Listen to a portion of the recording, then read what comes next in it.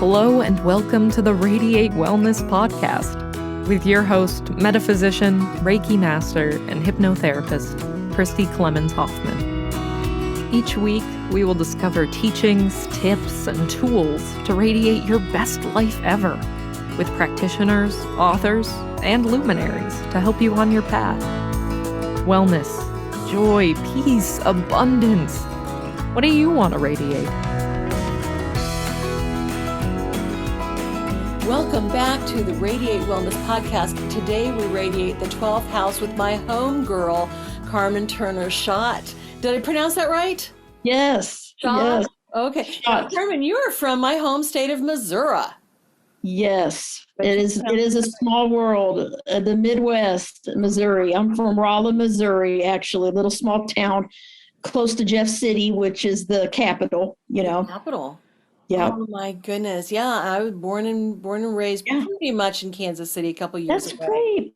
Oh my goodness. Oh, that is so funny because, I have to just say you came to me through Books and John Hunt Publishing, which is in the UK, and most of the people that they send my way have British accents. Exactly. So this is interesting. Yeah, and a lot of the interviews I'm doing are with British hosts. So we're like from the same Midwest town here. I mean, it's the same state, the show me state. The show me state. That is just insane. It's just absolutely intense. And so you are an astrologer. So when we say radiate the 12th house, literally it's the 12th house. So, okay, so tell me, I know just enough of astrology to make me dangerous. So what is the 12th house? So here's my book, The Mysteries of the 12th House, Fallen Angels. Yeah. And in astrology, we have 12 houses, which are areas of life. And when you do a birth chart, which is based on your date, year, time, and place of birth, we create a map of the sky on paper, which is really your soul's destiny this lifetime and what you're meant to learn and do. So all the planets are in a certain star constellation, which are the signs when you're born, and they're in a certain house, which is an area of life. And each area of life represents different things like career, health, home and family, death, rebirth, money, finances, right? So the 12th house is the most mystical spiritual house in astrology. It's very similar to the 8th house. It's also a very spiritual house, but the 12th house is ruled by the sign Pisces, and the planet Neptune energy is associated with that area of life. The 12th house is all about finding oneness with God, finding spirituality and having a spiritual path, escaping from the world, imagination, creativity, art, music, all of these things that are very not materialistic. Right. So it's a very spiritual house. So when people have planets there, they typically want to help other people. They're compassionate. They're born a little bit different than other people because they always feel like they're not from Earth. They feel like, what am I doing here? They just don't feel comfortable like they belong here. That's why I call 12th house people fallen angels. Okay, so, let me just interject here because I failed to mention the name of the book. It is The Mysteries of the 12th Astrological House, Fallen Angels. And so if you're not listening, if you're listening to the audio version, you're not seeing the graphic. Oh, yes. So, but it's The Mysteries of the 12th House, Fallen Angels. So, I mean, you're really talking, I feel like you're talking about me, Carmen. Well, you may have 12th house planets. Do you know what time you're born? Yes, like right around midnight on August 3rd. Oh, you're August 3rd. Well, happy belated birthday. So you're a Leo. Yeah, absolutely. I will look up. I'll have to look up and see if you are, because I'll tell you this, through my research, almost everyone that is spiritual, that's drawn to astrology and healing and mystical things has planets in the 12th house.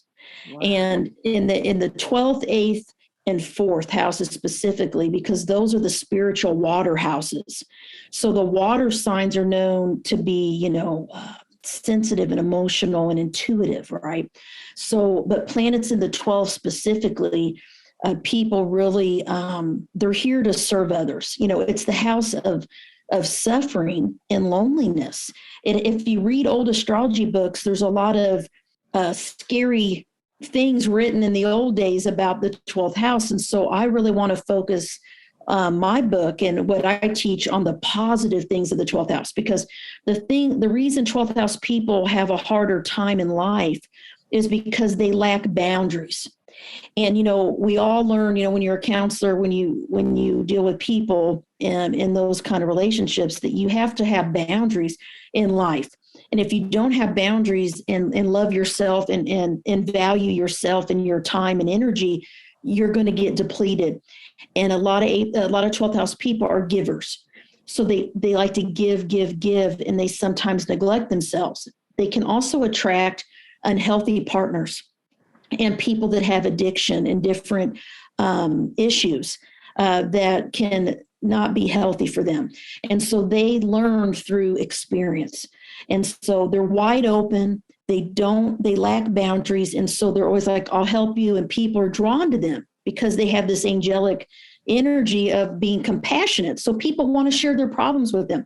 So a lot of 12th house people go into becoming psychologists, social workers, therapists, energy healers, astrologers. They're drawn to these kind of careers where they can really help people on a deeper level. And if you have planets in this house, it is all about solitude and in being able to have private quality time alone, because they need to be able to meditate and read and write and have time away from stress. 12th house people need their alone time. So I talk a little bit about that in the book as well. And when they have that alone time, they're able to go back out into the world and serve and help others. It's the house of service. They say it's a house of service or suffering. So when you have 12th house planets, like if your sun sign is there, your sun is in the 12th house, you have to help others. If your moon is there, you have to help others emotionally. And you can also see a lot about your parents and your life and things you might have gone through when you look at someone's chart. And especially the 12th house, there's certain things I've researched that I saw that were common. Some of them suffer with feeling lonely and in depression and things like that they have to really work on. And a lot of them believe in angels. They believe in spirits. They believe they're a soul. So they're blessed in a way because they're born with a knowledge that there's more to life than just the material world. Right. So they're very spiritual people. And everyone I meet, even if I don't know their chart, when I'm around them for a while, I'll be able to sense their energy. And if they have 12th house planets, I typically know it. I can tell. And I'll start talking to them and they're like, oh yeah, I studied Reiki and I'm really into, energy healing or astrology or this or that. And I do their chart. And what do you know? They have some planets in the 12th house. So it's become a science to me, really research that I've collected to validate that almost all people that have planets in this house have similar spiritual experiences. Right. And when they connect with each other in my group, I have a 12th house astrological group on Facebook. People from all over the world are on there. I have 13,000 members. And people join. Some people don't know anything about astrology, but they just happen to do their chart and they see they have a ton of 12th house planets in their birth chart. They post, help me. What does this mean? We have advanced astrologers in my group that help, and we all help each other. And it's like a support group. And the cool thing about the 12th house is it's about the unexplained. It's about the collective unconscious. It's about connecting in our oneness with everyone and everything. And so they typically are dreamers. It's the house of dreams and sleep. And so they dream deeply and they lucid dream and they dream about the future. And those things happen, but they don't really have anyone to explain it to them when they're younger. So they often feel very different from other people and alone, like they're walking like a fallen angel in a new world. And that's how the title came up for the book. That's a gorgeous cover of the book too, I have to say. That beautiful, beautiful angel. Thank You you. know, honestly, Carmen, you are describing me growing up in the suburbs of Kansas City and, Yes, a middle class suburb being interested in angels and ghosts and UFOs and all these things. yes, Nobody got it. Everybody thought I was weird. My parents thought I was weird, told me I was yes, too sensitive. I mean, yes, so many people I know. So, being what you consider a 12th house person, you just have to have one or more planets in that house. yes. There's a couple things. There's three things. Okay. Having some planets in that house: Sun, Moon, Venus, Mars, Pluto, Uranus, Neptune, Jupiter, any planet there. And Mhm. also, if you have a lot of Pisces energy in your chart. So if you're a Pisces sun sign, moon sign, Pisces rising, you're going to very much resonate with this book and everything that relates to the 12th house. You're going to relate to it. And you're going to feel that way. You're going to, any Pisces, even if you don't have a 12th house placement, you're going to resonate with this book because Pisces rules this area of life. And Mhm. so Pisces are artistic, creative, spiritual, mystical, but they lack boundaries. They like to escape from the world. They're imaginative. They like, they have a kind heart. They like to help people. But the other side of the 12th house too, which a lot of Pisces also do at times, is the 12th house can lead us to feel like we're a victim, like a victim of life, a victim of circumstance.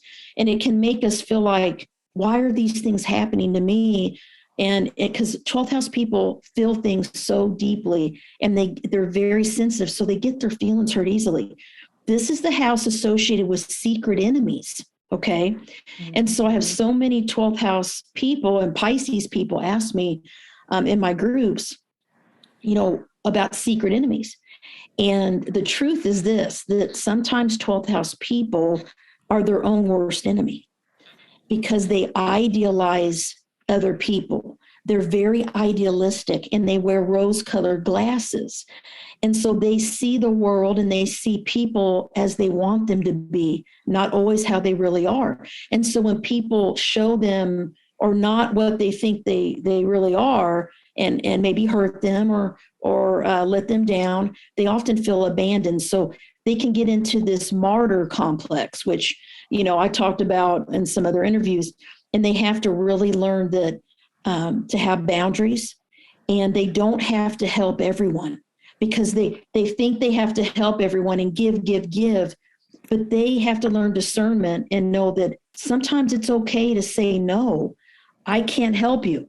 And that shows that you're having boundaries. And it's kind of like if you think of the addiction, for instance, addiction rules the 12th house. And so when you have planets there, it can show where you might be vulnerable with wanting to numb your feelings.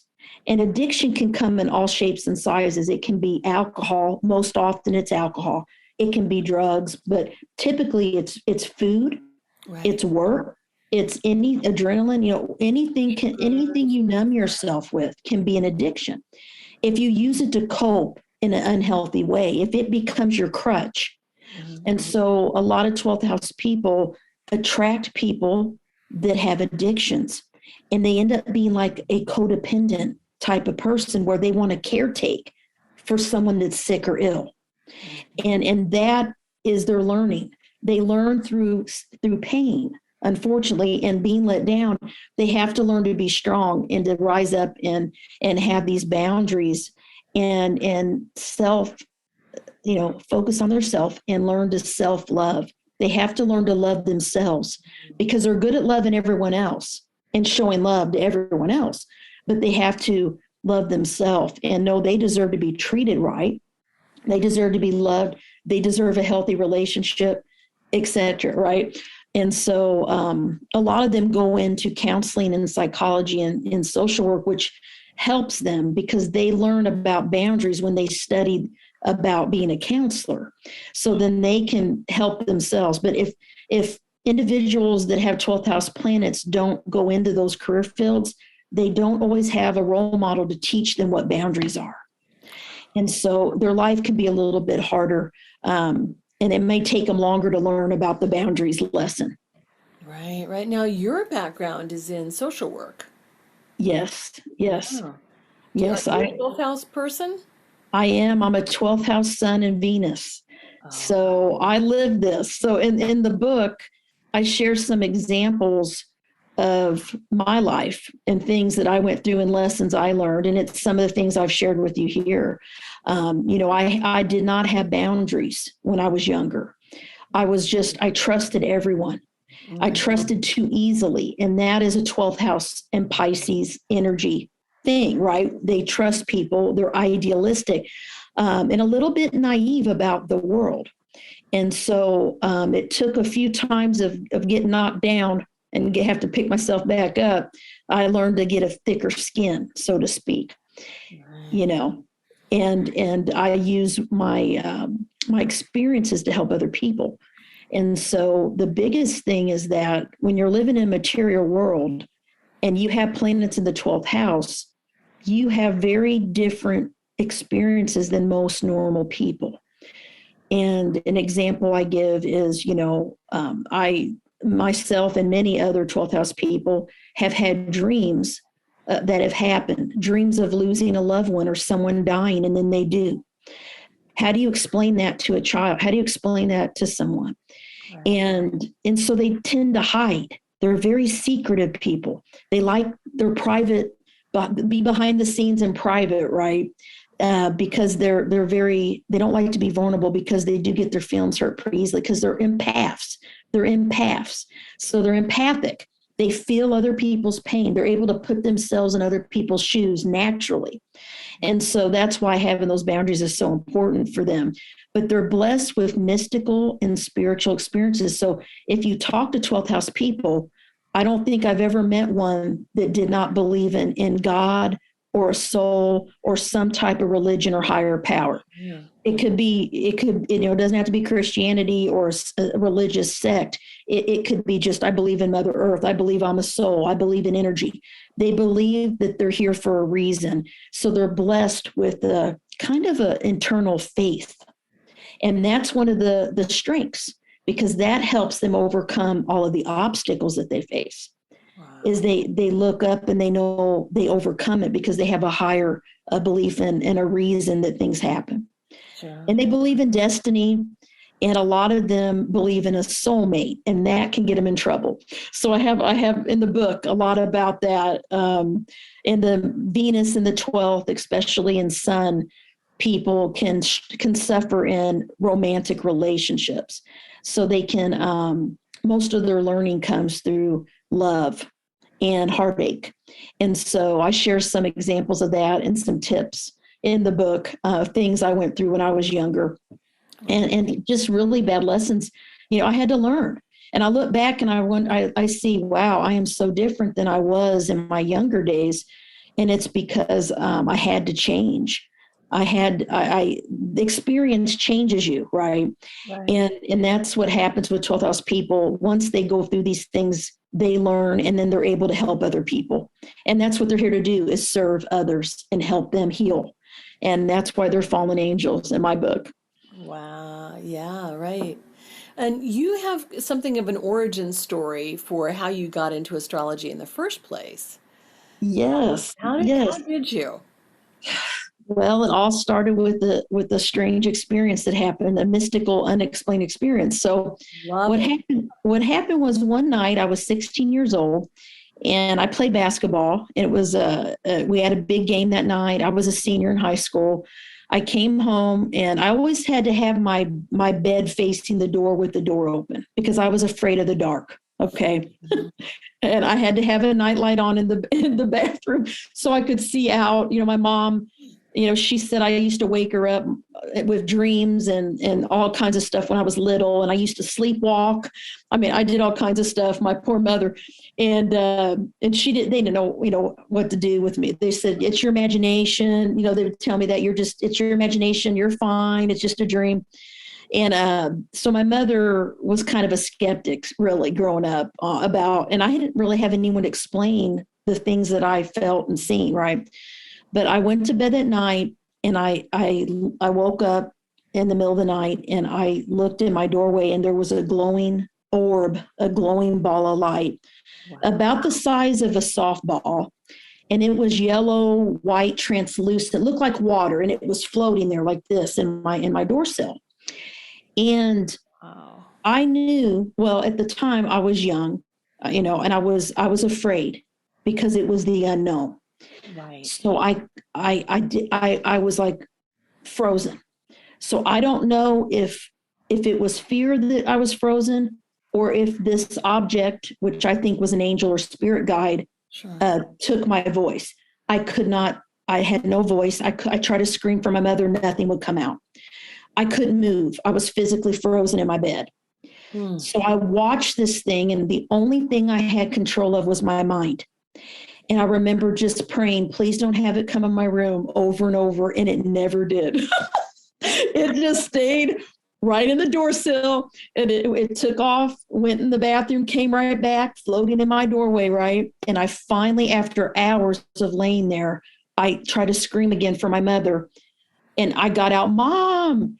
And she said, what? And I said, look at my doorway. And her door, her room was where she could see into my door sill, because we have a very small house. Right. She said, I go, do you see it? She says, yes. And she saw it too. And to this day, she will tell all my friends and everybody I tell about this story that it was true. And she believed me because she saw it. And it's kind of like the show me state, if you see it, you'll believe it, right? You got to show me first. Yeah. Show me first. I mean, you have to see it to believe it. So after that, those of you not in the United States or not familiar with Missouri, that is our state motto: is we are the show me state. Yes. Yes. Little bit skeptical. You got to show us to believe it, right? Right. And so she saw it, and she was trying to rationalize it. Maybe it's a lightning bug, she yelled. I'm like, no, it's too big. Right. And she said, maybe someone's shining a flashlight through your window. I'm like, no, nothing's coming in. It's floating there, And she finally told me to go back to sleep. And she went back to sleep, and I laid there and watched it till I passed out. And the next morning, she saw me in the kitchen, and she said, that was not a lightning bug. I don't know what that was. And she was like a little afraid. I said, I think it was an angel, or a spirit guide. I don't know. And after that, I was on a mission to study all these things. So I started collecting angels. I read all these books about the pyramids and orbs and UFOs. I mean, you name it. And one day I went into this little bookstore in St. Louis called Mystic Valley. I don't know if you've ever been there. No. It's really nice if you ever go to St. Louis. And I used to do astrology consults there back when I was 19. But it was amazing because I went in there and got my first astrology book, and I read all about my sun sign Virgo, and I didn't know anything about astrology, and I loved it, and it totally validated my experiences. And then I started figuring out how to do my chart, and I just started, calculating it and figured it out, and realized I had the sun and Venus in the 12th house. So then I looked up what that means, and I bought all these books, and it was exactly unexplained experiences, spiritual, things you can't explain, mystical, being empathic, sensitive, emotional. It was me. So it validated my personality and my experiences that I had that no one ever could explain to me.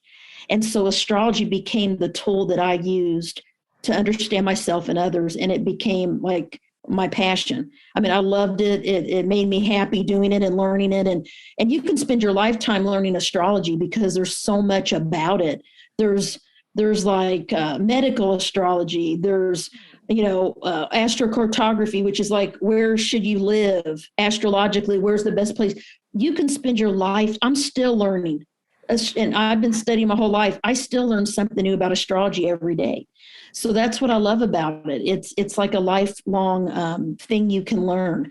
And a lot of people shy away from, learning about it because they think it's too complex or so I recommend getting some books. This book is a little bit more for folks that know their chart, but you can go to astro.com and you can get a free chart. All you need to know is your date and month of birth and year, and find out what time you're born. The time is very important for the listeners out there because that changes the planets in the houses, which is going to be your personality, how it's reflected into the world. So it's very important to know your time. It should be on your birth certificate. You also can ask in a baby book or ask your parents.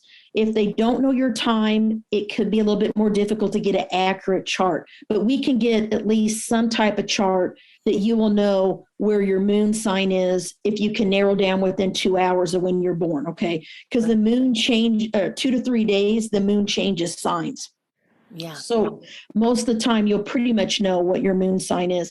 And your sun, you'll know your sun sign is Leo, for instance, for you. I'm a Virgo, but you'll be able to see what house it's in if you have the time. Then you have to know your place of birth, city, state, country. And astro.com does all the math for you, so you don't have to do it. In the old days, I used to calculate charts by hand. Rulers, I mean, I used to do that. It was before computers. Now I have a computer program that does all of it for me.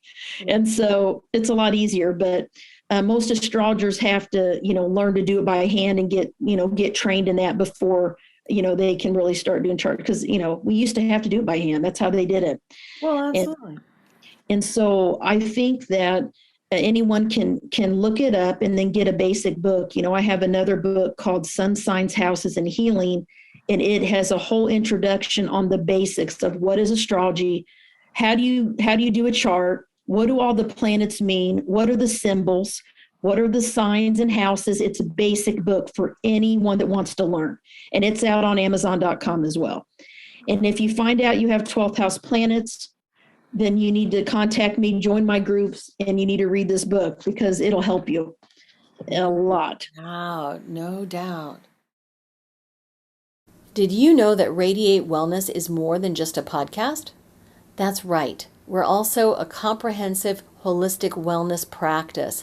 Find out about our services, practitioners, and upcoming events at radiatewellnesscommunity.com. While you're there, visit our podcast page to read more about our great guests and even donate to the podcast. If you like our podcast, you can help in other ways as well, like subscribe or follow us wherever you're listening right now. Tell a friend, a family member, or a coworker about the great content you find here.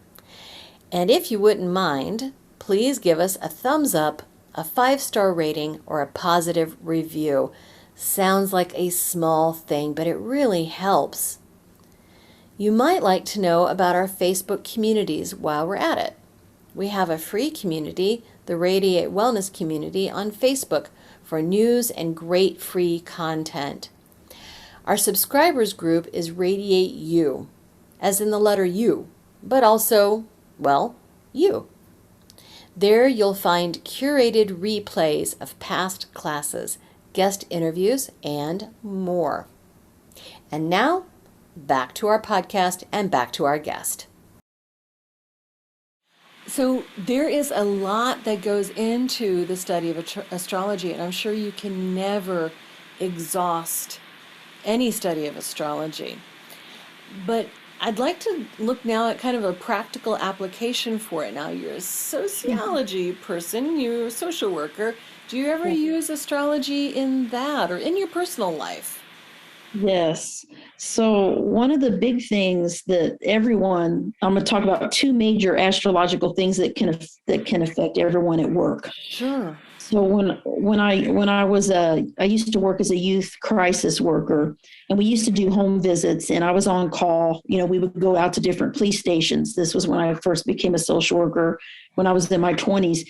And every time there was a full moon, I would let people at work know we're going to be busier. And it was something that affected everyone. And they started realizing, like, why is that? Is it a full moon? I'm like, yes. And it's because when the moon is full, there's more. You can do the research out there. Even police officers say more people have domestic disputes. There's more arguments, more fights, more accidents, more people report to the emergency room during a full moon. And those kind of practical things can be seen in the whole world, when there's a full moon. And so you'll know that you might be a little bit more emotional, a little bit irritable during a full moon. You'll start to know yourself. And so it's important to get a calendar. And I have a zodiac calendar that I can see when the moon's going to be full. and it affects you about a day or two before it's full, and then of course until it ends. Right. And it affects everyone in the world. You know, the moon affects the tides of the ocean, and the moon sign in our chart is our emotional nature. So the moon affects our emotions because our body's made up of mostly water. Right. So it's really scientific, you know, example of how the moon, especially the full moon, can affect our life, daily life for everyone. Right. And then the other astrological thing that I always tell my coworkers is about Mercury retrograde. Oh my gosh, yes. Yes, I hate Mercury retrograde because I'm going to say I hate it. I do hate it, but it's because I'm a Virgo and it rules my sign, Mercury. Right. So when it's retrograde, what that means is it's spinning backwards and the energy is blocked.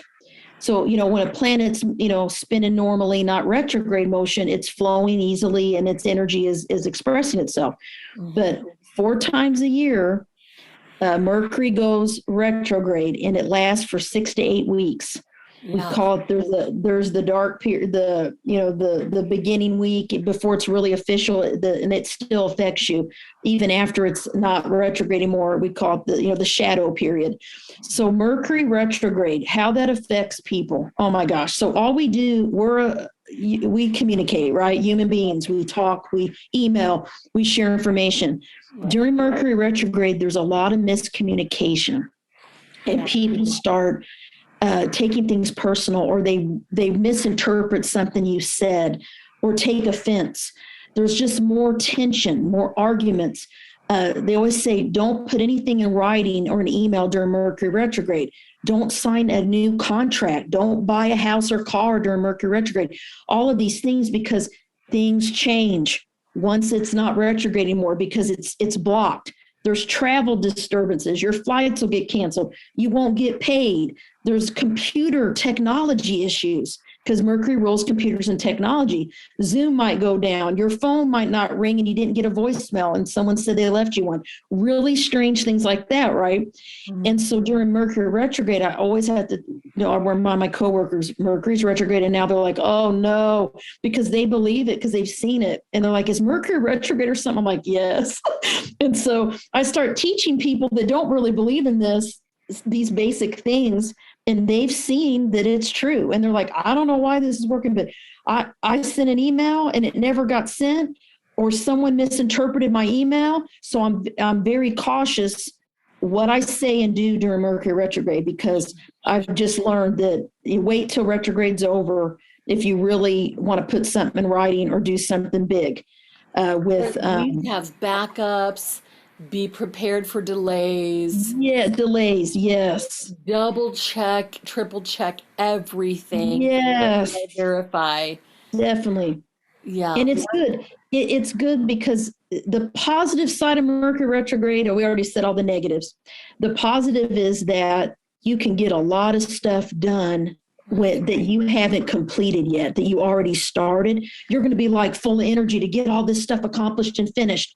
It's all these things you already started but never got done. You're going to have a lot more energy to finish them I wrote all of the books I finished writing were during Mercury retrograde for the first drafts, because I was like focused, like, because editing and I had energy to do it because it was Mercury retrograde. It helped me get things done that I had put off.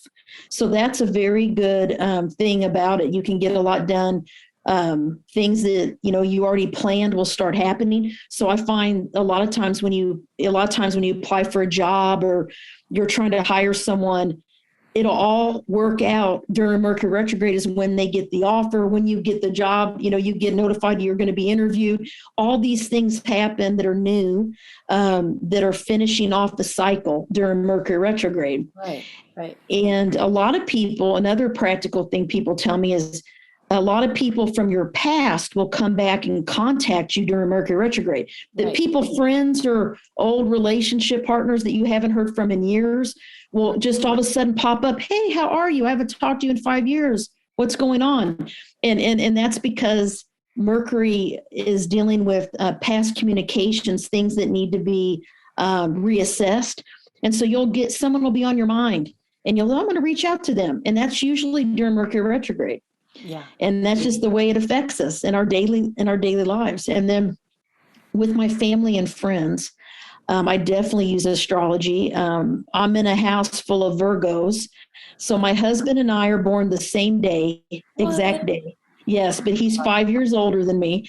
And then my daughter's born the day before, 25 August. So she missed our birthday by 1 hour. She was born at or 30 minutes. She was almost born on August 26th. It was emergency C-section at 11:40 p.m. So she almost was August 26th, and we all would have had the same birthday. And so we all are Virgos in my house. So we all like our alone time. We like our space. We like peace and quiet. We like to read. We like to do our hobbies. And we like things neat, organized. We like to know what's going to happen. We're earth signs. We like to kind of have a plan. And with my friends and family, I just know their personalities, and I use astrology to understand them.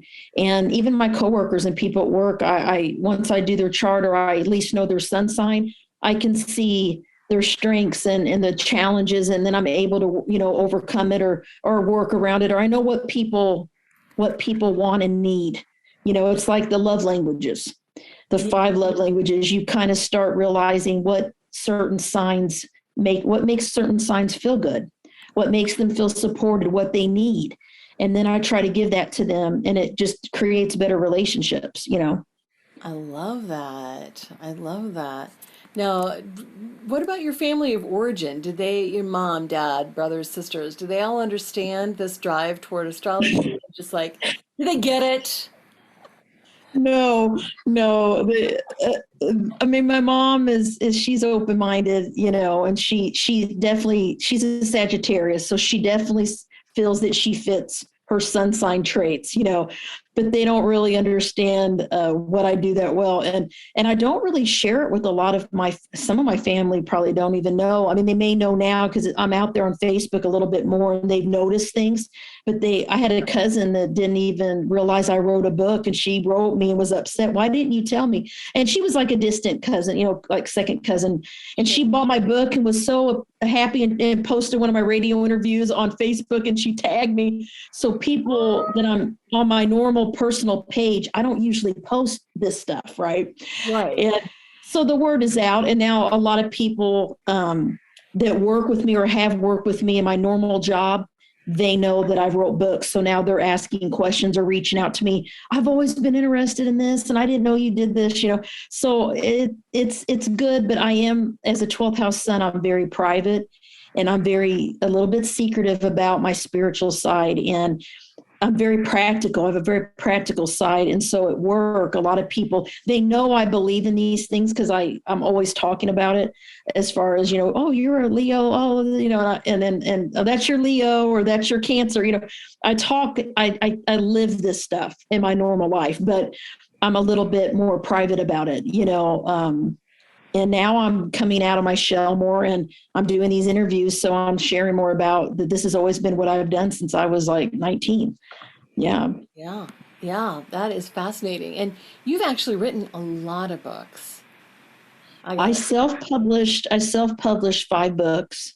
Yeah. And then my 2 most recent books, I finally got a publisher. So my Sun Signs Houses and Healing book is with Llewellyn, and then I have John Hunt published the 12th House book, and I'm so happy. And I have 2 more books that are coming out next summer, one with John Hunt, one with Llewellyn again. I have Moon Signs Houses and Healing coming out, and then Phoenixes and Angels, which is a book about the 8th and 12th houses specifically. And those will be coming out next June. So I've been really in a writing mode ever since COVID. I have just had every free minute I have at night and the weekend. And when I take leave from my normal job, I'm writing. And I literally wrote the sun sign book over Christmas when I took 2 weeks of leave. I wrote the entire book in 2 weeks. Wow. And it was like all I did was live on my computer, and it was just flowing out. And so it was just the time to do it. And so I'm just doing what feels right. I don't do as many consultations as I used to. I typically have a wait list because I'm so focused on my writing, and my normal job is really busy. So I don't have a lot of free time to do everything I want to do, but maybe someday when I retire, I can do all of the things I really enjoy, which are my hobbies, which are astrology. Yeah, oh, I love that. But you are still doing consultations sometimes. Sometimes if I feel I'm meant to, I have to really it just changed years ago where I felt like I'm not meant to do it as much, only for certain people. So I tell people if I'm able to do the reading, I will. And sometimes I can't, I have to refund them. And I'll say, I can't do your consult. But sometimes I'm able to, and I record it. I don't do live sessions anymore. I used to do 8 to 10 charts a week. And it's very, very emotionally draining because it's very deep. It's a lot. And so now I make time and I record it and then I email it to them. Yeah. And that's what I do. I let them send me questions and I answer them for them. And if I do charts, that's what I do now. But I do them once in a while. Yes. Yes. And where can people find you and look at what you've got going on? Yes. So the best way to find me is on my website, www, the number 8, the word and, the number 12, and then the word houses.com, 8 and 12 houses.com. And also on Facebook, I'm Carmen Turner-Schott writer. I have a page. Mm-hmm. And Deep Soul Divers Astrology is my Facebook astrology page. You can like and join and see my books and different things going on. In my groups, I have some Facebook astrology groups. I have 8th House Deep Soul Divers, which is an astrology group, and the 12th Astrological House astrology group on Facebook that people can join. We will put all of those links in the show notes. Okay, perfect. Yeah. And I'm on Instagram and I'm on Twitter. Twitter's new for me, so I'm still learning. Yeah, but I'm on Instagram under my name, Carmen Turner-Schott author. You can find me on Instagram as well. I'm learning all these new social medias, technology. I get it. Are you on TikTok yet? I did. I just got a TikTok account. I only have like 1 follower, and my daughter was teasing me, and so I helped her. I had to get her help. I'm like, can you help me get the cover of my book and like some cool music and post it on there for me? So she helped me last week. I'm still learning. I haven't really did a lot of videos on there yet, but same. I know it's overwhelming. Yes. But oh my gosh, it's been wonderful talking to you. Again, the book we're talking about today is The Mysteries of the 12th Astrological House, Fallen Angels. I'd love to have you back to talk about your Sun Signs and Healing book. I would love to. And it's all about resilience, transformation, and healing. That's what that book's about. So I'd love to come back. That'd be awesome. All right. Well, Carmen, thank you. To be continued.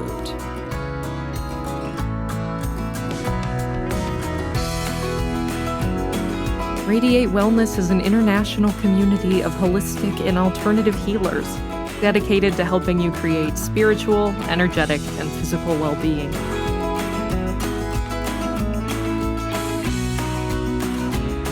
To learn more about our practitioners, services, classes, and events, or to schedule an appointment, visit us at radiatewellnesscommunity.com.